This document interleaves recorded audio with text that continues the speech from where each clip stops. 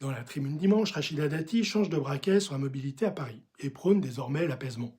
Faut noter un changement de paradigme par rapport à sa campagne de 2020 avec une priorité donnée aux piétons et non plus aux voitures. Elle a enfin lu les rapports Île-de-France Mobilité qui indiquent que la voiture ne représente plus que 7% des déplacements des Parisiens, contre 11% pour les vélos, non pas 3% comme elle l'indique, et 56% pour les piétons.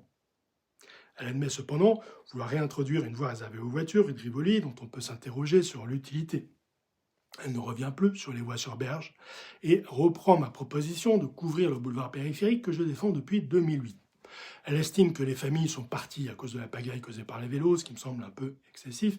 Ce serait plutôt la pollution urbaine, la crise du logement, la baisse de la qualité de vie qui sont en cause. Elle dit cependant vouloir conserver les voies vélo actuelles, sans préciser si elle souhaite achever le plan vélo dont seulement un tiers ont été réalisés par David Béliard, ce qui est un vrai échec.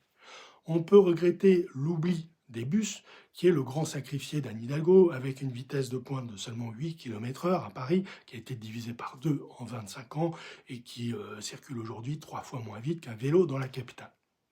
Enfin, n'annonce pas de nouvelles infrastructures de transport en commun, tandis que nous proposons 2 nouvelles lignes de tramway nord-sud, est-ouest. Son changement de stratégie montre clairement une meilleure analyse de la sociologie parisienne, qui rejette massivement un retour à Pompidou et aux tout-voitures. La loi PLM, actualisée cette année par Sylvain Maillard, l'oblige à aller chercher désormais des voies dans l'est de Paris. L'écologie urbaine est loin d'être sa priorité, mais elle est moins critiquée frontalement et elle semble prendre ses distances avec le négationnisme climatique de Donald Trump, qui inspire, il faut le dire, une grande partie de la droite LR, qui a voté avec le RN contre le pacte vert à l'échelle européenne, contre la ZFE du Grand Paris.